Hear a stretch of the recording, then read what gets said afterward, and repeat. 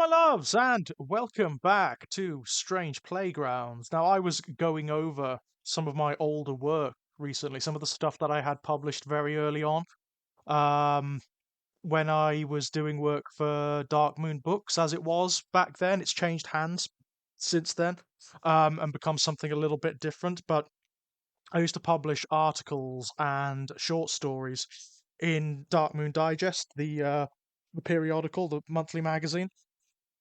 And I was looking at the first short stories that I ever submitted, that I ever had the confidence to submit, and that I ever had published. And I really didn't know much back then, other than what I liked, what I enjoyed, and what I wanted to create. And I didn't really have much indication of whether the stories I wrote were publishable or were workable, if they had a market out there.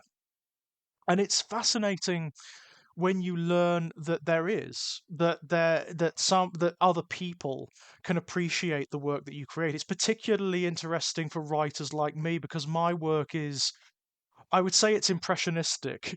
I don't plan or plot my work. It's really, I don't, it just, if I do that, it just doesn't work. It does not work. I cannot create mythologies in the way that like Tolkien did, for example, that are really detailed and concrete and explicit and have very particular rules. And it just does not work for me. I don't like that in what I read per se, although I appreciate it. I think it can be. I mean, Tolkien's work is the expansiveness of that work is incredible, and the amount of effort and time and energy that the man put into creating every tiny little detail. And the fact that he took it so seriously, that's the most wonderful thing. I mean, he dedicated the latter half of his life to Middle Earth and to its histories and its metaphysics and whatnot. And you can tell by the writing that he takes it deathly seriously. I mean, you read the Silmarillion, and it's like a textbook. It's not like a written book. I think a lot of people, when they come to the Silmarillion on the back of the Lord of the Rings or the Hobbit, they are very surprised, and often not pleasantly so, because the Lord of the Rings and the Hobbit are storybooks. They're narrative. They're written as narrative. Where I mean, the Hobbit even more so, I would say, because the Hobbit is very pure in terms of its writing. It is just story. There is hardly anything else to it. It is absolutely pure. It's a rollicking adventure story about dwarves and gold and dragons and giant spiders and adventures with creatures under mountains. It's great. It's great fun. The Silmarillion is not that. It doesn't scan like that. It doesn't work like as an ongoing narrative. It scans more like a historical textbook married to a religious text. At the beginning, it's very like the Bible. It's obviously it's based on the Bible because it's Tolkien's Catholicism mingled with other elements of culture that he really enjoys, that he really likes, mythology that he really likes, but which he considers to have been lost.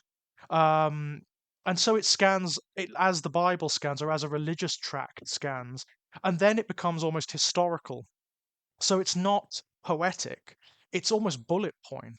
It's very and then because it's like it's telling you the details of a history, and it's very broad as well. It's very, very broad indeed. It doesn't really give you much detail of what happens. It just tells you that at this time in this place this war occurred.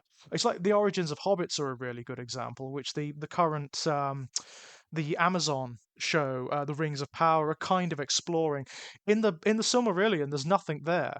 The Rings of Power, they've chosen in a way they've chosen a very clever point in the Silmarillion to explore, because they've given themselves license to do what they like, because it's so broad, it's so vague.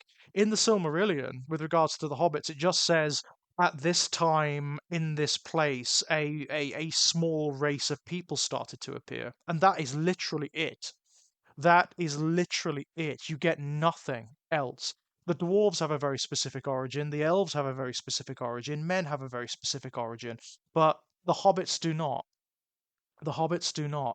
They just appear at some point, and it's very, very peculiar. But I can't write like that. In the same way that George R. R. Martin does, when he has very detailed histories and timelines and um, like histories for the families that he creates and whatnot. And I can't do that. It just does not work for me.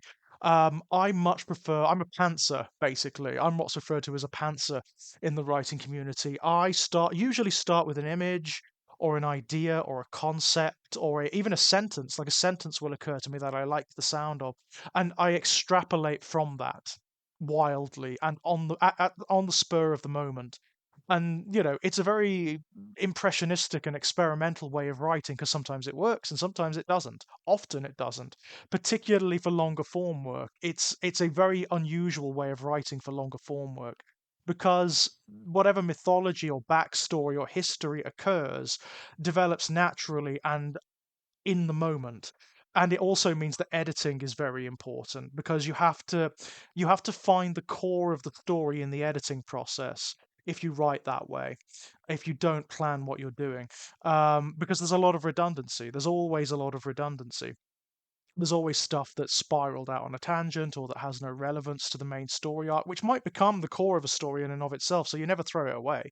You put it aside, you put it aside and use it as something else.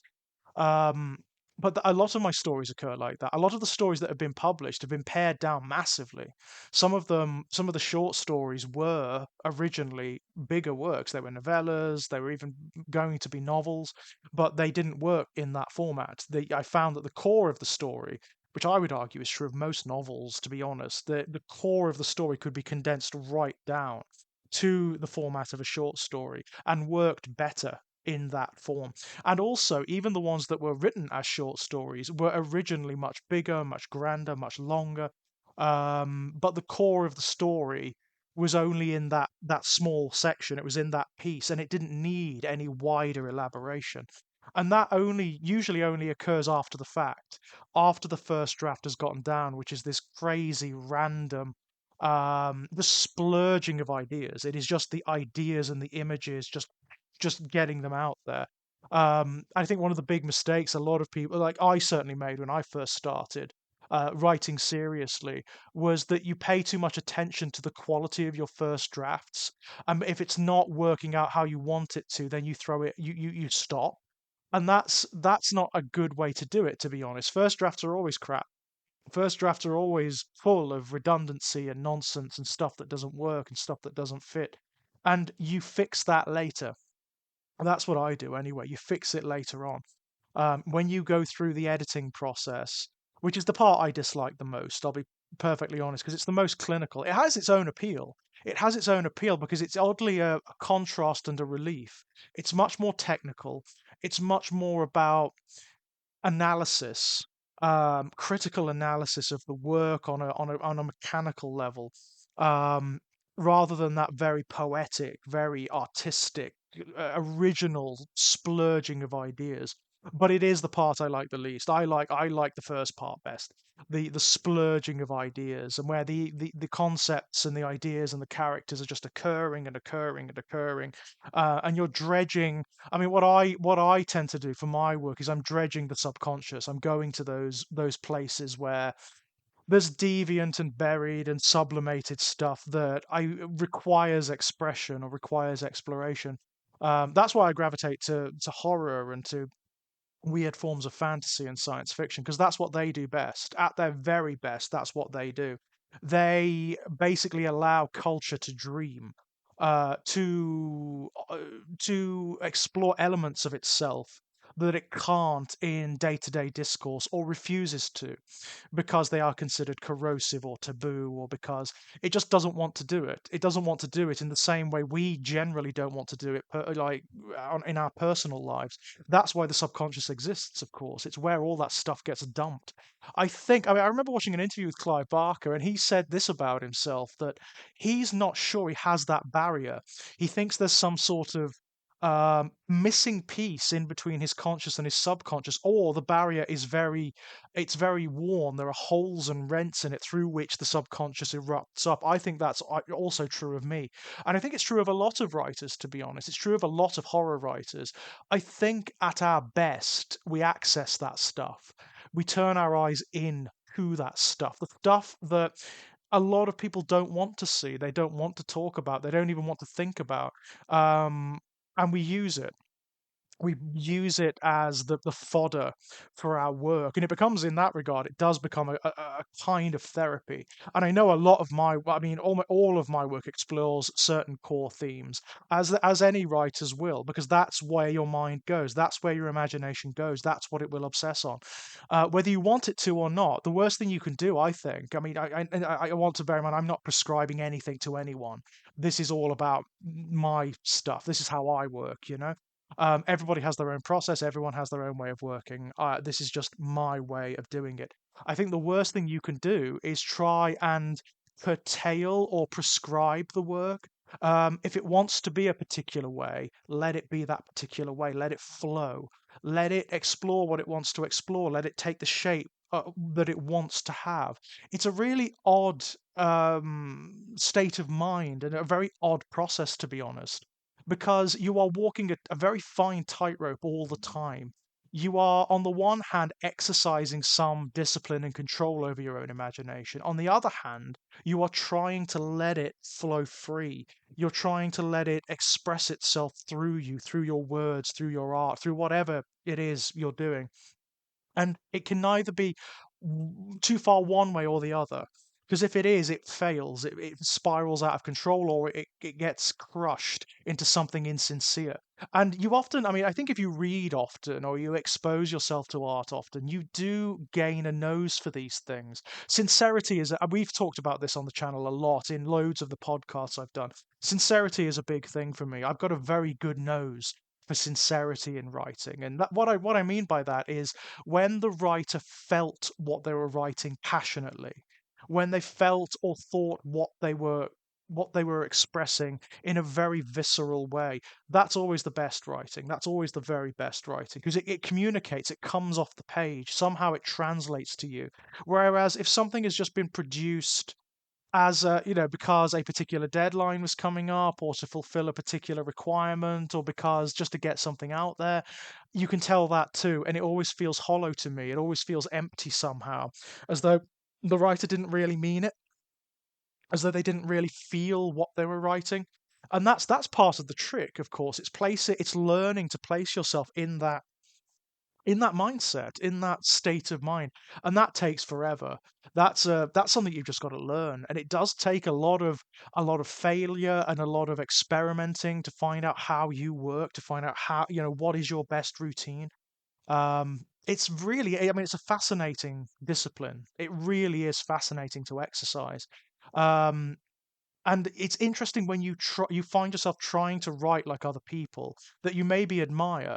You take their advice and you try to write like they do, and it doesn't work for you. That happened to me a lot, because that's what you do, of course. When you first start out, you try to write like the people you admire because you think that's the way it's done, right?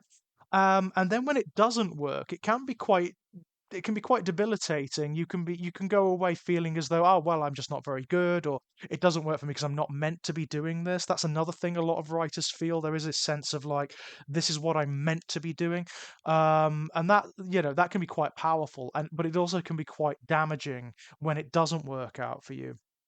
Um, it and then you start to develop. If you, as long as you don't throw out baby with the bathwater and you just jack it in, you start to develop your own habits and your own modes of writing, your own ways of doing things. And that's really interesting, because that's when you're going to start getting your voice. That's when you're going to start writing stuff that is more your own and not like just an emulation of the people you admire. Because when you first start writing, everything you write is an emulation of the people you admire, and you'll always feel those influences. I mean, everybody. I mean, people who read my work, they always compare it to Barker, obviously, because there's a lot of Barker in it. There's always going to be a lot of Barker in it. But I would also hope that they see a little bit of C.S. Lewis, maybe a little bit of Philip Pullman, a little bit of Philip K. Dick, a little bit of Ursula K. Le Guin going on in there, a little bit of Billy Martin, aka Poppy Z. Bright. I would hope so anyway, as well as stuff that none of those writers explore, because it's mine. This stuff is mine.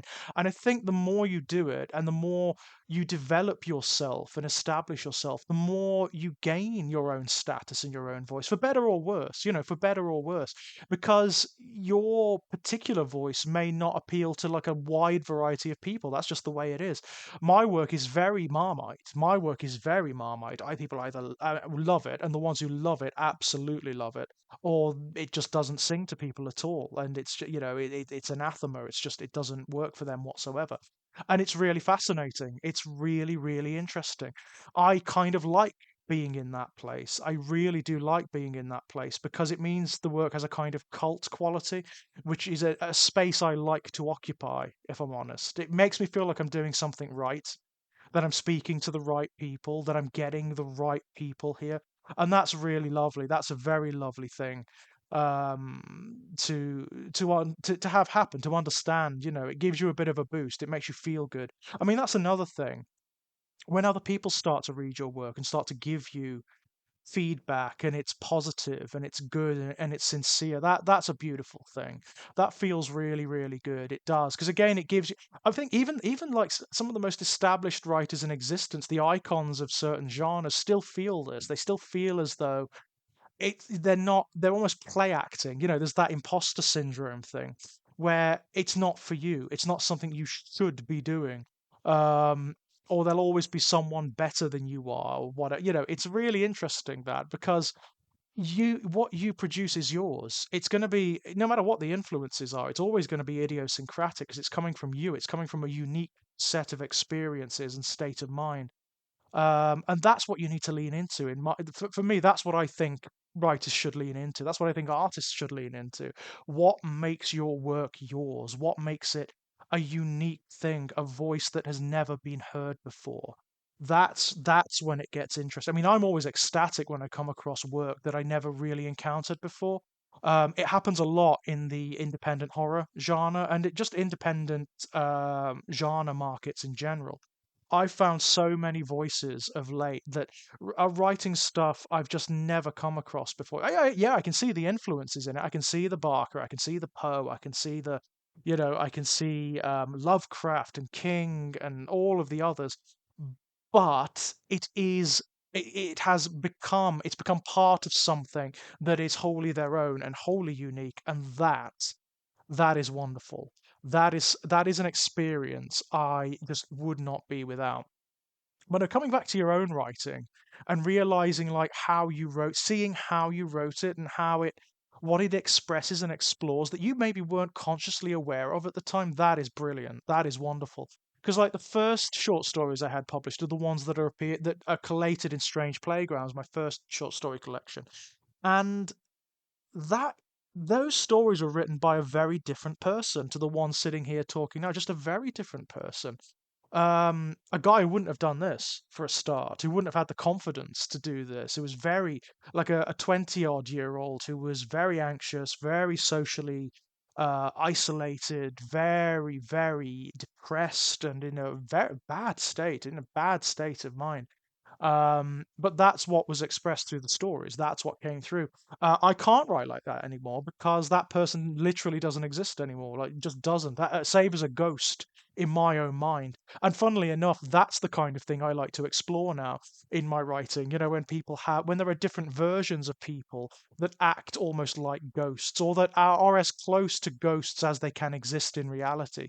That's really fascinating to me. When we're haunted by ourselves, our past selves. I love that. I find that really fascinating. Like, I have no problem bringing up that boy, that 20-odd-year-old, in my own mind now, and looking at him as a separate entity in many respects, in a sort of disassociated manner, because I've moved on so much since then. I've changed so much that I can do that now, and that's a good thing. That's a very good thing. If I was sitting here still being that same guy, then we'd have a problem. Then there, bloody hell, at the age of 40, yes, we would have a really big problem at that point. No, I mean, we are different. We are different, and so the things we write change as we age, as we go on. And that's a difficult thing because audiences generally don't like that. Audiences generally like you to write the same thing over and over and over again. It's just the nature of it. And they can often react very badly when you change milieu, when you change the way you write. But that is just the way it is. That is just the way it is. People change, and so the things they express change, the things they explore change, their concerns change. Um, I personally love it. I really love to see that transition happening where people are changing as they write.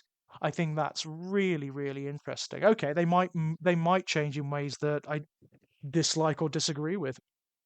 A lot of writers have done that. A lot of writers have gone down very dark pathways, especially in the wake of certain cultural events like COVID and whatnot. And in that instance, it's you just have to chalk it up to experience and move on. But no, it's a fascinating thing. The whole process I find to be so interesting, and it's great fun looking back at those concerns and looking at how that person explored and expressed them, because I don't think at the time I would have consciously acknowledged that that's what I was doing. I probably wouldn't. It's just what came out in the stories, because stories are so sincere. Stories, fiction is so sincere in a way that documentary stuff, journalistic stuff often isn't. I've always said that I express myself better through stories and poetry and through in fictional terms than I do through journalistic or documentary material. I enjoy doing that, but I don't think it's as sincere. I think fiction and poetry get at something very fundamental, very human, um, that is far and beyond anything that can be expressed through specific language. Far and beyond in terms of its truthfulness, in terms of its sincerity. And I will always go for the fiction over the documentary material. Always.